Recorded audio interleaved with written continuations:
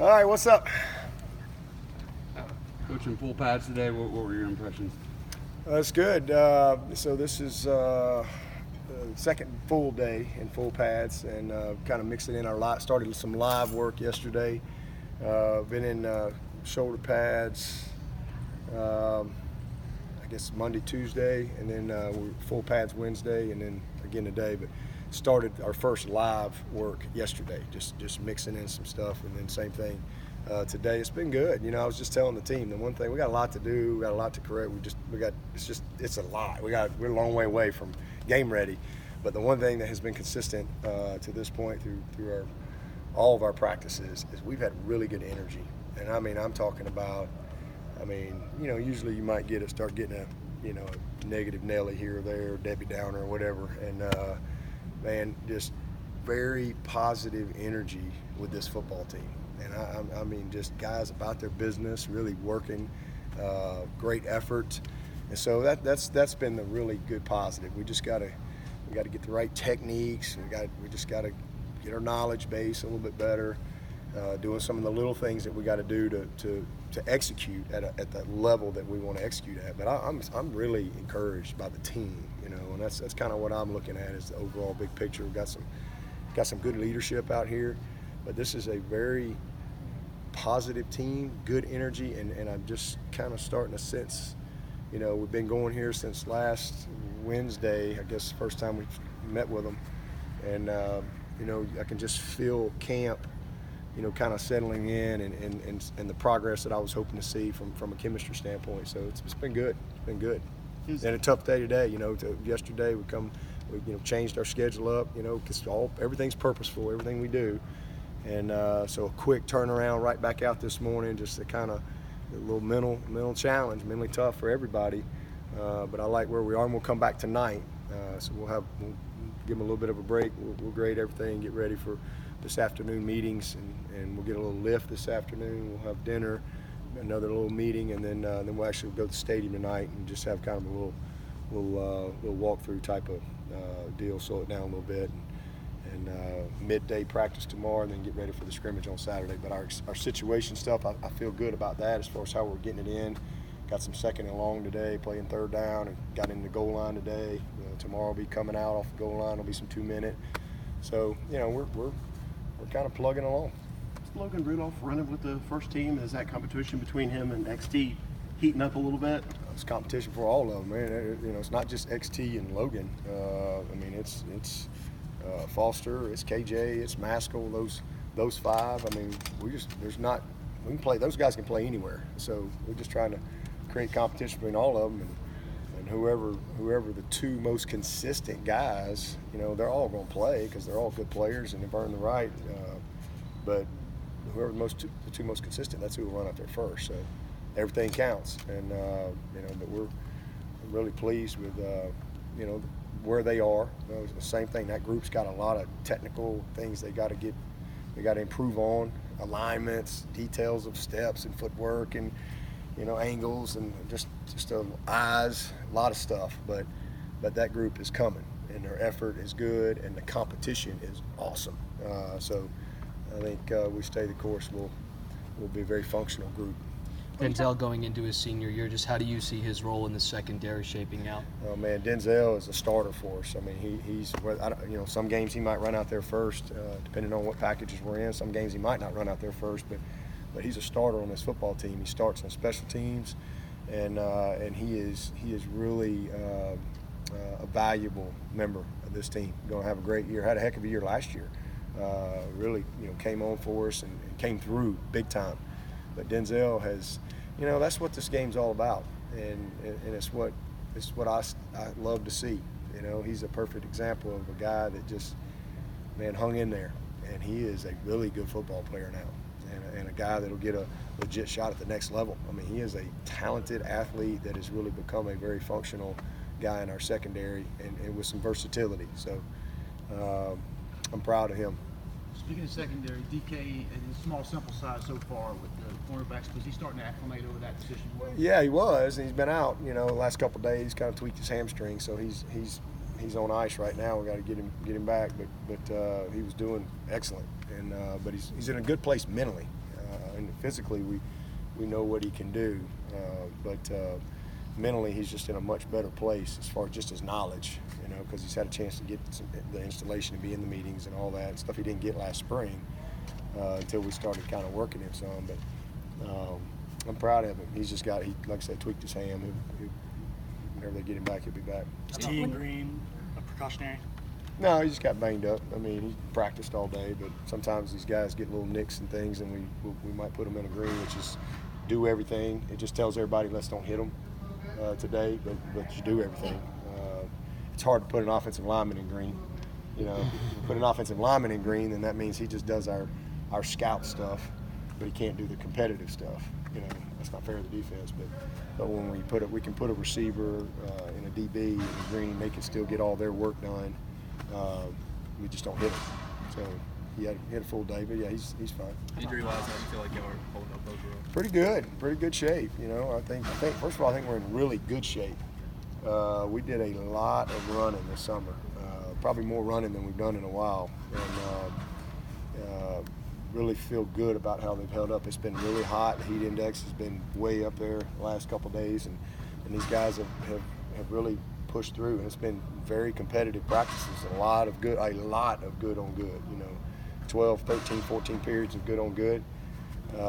So that's just something that I always kind of look at. I like where they are from that standpoint. But just getting into a week of banging and third day or fourth day in pads, counting the 2 shell days, just start to get a few little nicks thing here mount up, but nothing major. What's up with Jake? What's up with his injury? Jake? Yeah, Venables. Just hamstring, tweaked his hamstring. When you talk about that positive energy that you've been having to start camp, do you think that's sustainable for the entire season? Well, I hope so. I mean, that's an attitude. I mean, I think every day we wake up, we have a choice to make, what type of attitude we're going to have, and I think that's a reflection of kind of who this team is right now and what the leadership is, and kind of where they are as far as that chemistry. And so I certainly hope so. Coach, just with the secondary violations being announced last night, just how do you address that with your staff and just the players moving forward so you don't run into similar? Yeah, that's all old news. I mean, I know they have to do that stuff, I guess, once a year, but yeah. We deal with those things as they come. Some of them we don't ever even know. There's no intentional rule breaking, that's for sure. But from time to time, I mean, there's some things that happen. Somebody inadvertently sent an email to somebody that they thought was a junior, but he's a sophomore or whatever, and you report that. I mean, that's the biggest thing is to have compliance, and most of those things are you self-report. If you do have something that you don't find out, we had a group show up here one day in our lobby. I think they came. I don't even know where they came from, to be honest with you. I never saw them. Well, we didn't know that they were on some 7-on-7 trip or something, passing through and stopped off at Clemson to say hey to Clemson, and well, that was a violation. And now they've changed that rule. Now you can do that. So, there's just things that pop up. And so I evaluate, and we spend a lot of time on compliance. I mean, that's a huge part of what we do in every area. But there's a lot of moving parts. And so, when you have an issue, you just address it and learn from it and move forward. Sunday is Fan Appreciation Day. You always seem to embrace that and get a chance to put the faces with the crowd that you see on Saturday. What does that day mean for you? Yeah, it's a big day. I know there's, we do 2.5 hours. I don't know how many schools do 2.5 hours of fan day. But I think it's just part of being Clemson and a part of who we are. And so it's always good. It's always, I'm sorry I can't meet everybody. I meet a lot of people and get a chance to say hello and sign an autograph or take a picture or whatever. But I enjoy it. And it's always this will be a fun one. I'm sure we'll have a great crowd. And Trevor's taking a lot of pressure off of me. I got a feeling Trevor is going to have a huge line. So I might have a little more chit chat time over in my line this year. Offensive linemen tend to be overlooked and underappreciated at times. Do you think this group of your offensive linemen you have this year fits that mold too, or? Not within our walls. They're Right. very appreciated. That's a myth here. I mean, we love those guys, and I think everybody has and this team has a great appreciation for the job that they do. Just a great group of guys. Robbie's done an awesome job in really creating unity and just versatility. Those guys all push each other, but man, we've got some grown men in that offensive line that have played a lot of ball, a lot of big-time games that really understand, and the leadership of those guys is amazing. I mean, John Simpson and Pollard and Cervinka and Aiken, those 4 guys right there, awesome leaders, just great people, and they're just driven. And then you throw in, Jackson has just taken a whole nother step, and then the guys behind them, awesome leaders, awesome young guys that have really bought in. It's just becoming a really good group. So they're not underappreciated with us, that's for sure. And they're hugely integral to a team's ultimate success, right? Well, you can't. This game, I don't care how flashy we are and how cute we are getting off the bus. How fast we are, how good Trevor's hair looks that day. It don't matter. If you ain't got a good offensive line, you're in trouble. You are in trouble. And so, the OL sets the tone. I always tell those guys, the closer you are to the ball, the more valuable you are to the team. Just the way it is to the game. Because it all starts right there. It's an inside-out game, and that sets the tone for everything else that happens. I've played skill position, coached skill players my whole life, and those guys are awesome. But it all works together. It all works together. Those guys cannot get their job done if we can't get it done up front, and vice versa. You can have some great guys on the back end, but if the guys up front on that defensive side can't get it done, you're in trouble. Saw Nyles was in the ring. Yeah, he's all right. He's banged up a little. He's all right. He practiced today. He'll be ready to go Saturday. He's off tomorrow. We got some guys off tomorrow for graduation. Nyles graduated in May, so he gets my gift to them is to get a day off. So he's off tomorrow. DeAndre Overton, Austin Spence are graduating tomorrow. So Austin actually took a medical. He's a student coach this year. And then obviously DeAndre graduating tomorrow. So those guys will get a day to just kind of do whatever they want to do, graduate and have fun, spend time with their family. Coach, you see the W drill. Just what do you like from that drill, and what can you learn about a player when they go through those intense blocking? Yeah, the wind drill, it's just it's the simplest form of football. It's very simple. You can either block a guy, move him and create space, or you can't. That guy can hold the point, get off a block, or he can't. It's just very simple. It's probably one of the easiest evaluating things that we do, and then you got second level. So it's a tight end on a backer, who can sustain a block. Those things are a little later. Who can sustain a block? Who can get off a block, leverage, play with their hands, and get to the ball. And then on the back end, you've got space block, stalk block. So a DB backpedaling and fitting it up in space, and who can maintain and who can get off of it. So it's just and then the backs, running off the blocks and running in tight quarters. So just a great competitive drill, and one of the staples of what we do. You've had a lot of success with freshman running backs the last 2 years. Where are Mellusi and Dukes right now, and how would you assess their hands catching the ball out of the backfield? Their hands are awesome. In fact, Chez made a grab out there today. I don't know how he caught it. It was about that far off the ground, but it was a catch. And then Mikey's had a couple of great catches as well. They're very natural. That's the first thing, just natural. Very easy for them to catch the football. But both those guys I'm very pleased with both of them, and feel good about where they are right now and how they're picking up, just how they're competing. Good energy, and they're positioning themselves to help us. What's your take on Jalyn Phillips? Say what? Jalyn Phillips. Oh, Jalen, he's good. He's doing good. He was one of those guys that just got here, so he's got a lot to learn. But he's a smooth athlete. We're trying to teach him the safety position, trying to teach him a little nickel Sam as well, and he's coming along. That whole group, we've got a good group on that back end. I'm excited about what I'm seeing with the versatility, and especially those guys that were here in the spring. The jump that they made between spring and now has been very noticeable.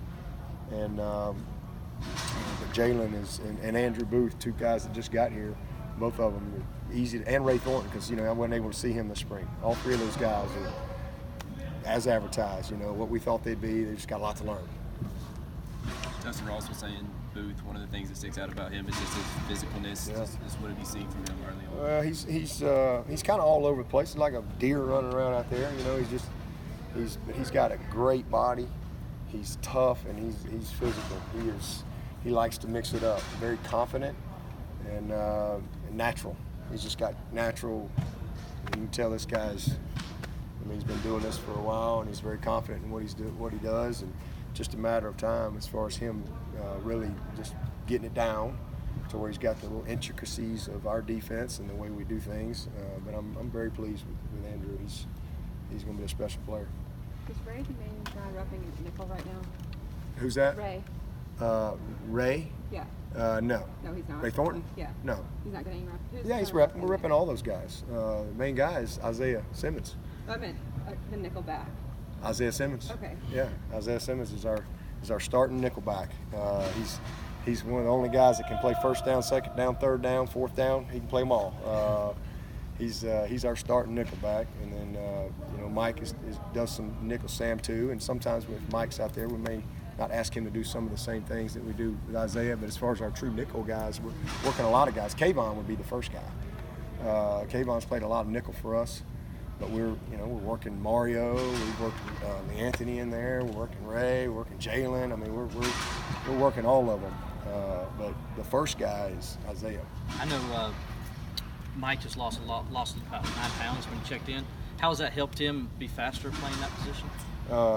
Who's that? Mike Jones. Oh, Mike Jones. I mean, he's always moved well to me. I mean, he's just kind of changed his composition a little bit, but he's always been an explosive guy, and he still needs to bulk up just a little bit. I think that's probably maybe a little light for him, but he's in a good spot. He feels good, and he's a natural explosive guy. He's got a lot of explosive power to him. So we're playing him at will, playing him out there too, and he's doing a nice job. I'm excited about Mike Jones where he is. You guys in the wind drill catch your eye. It seemed like Jaelyn Lay and Andrew were both.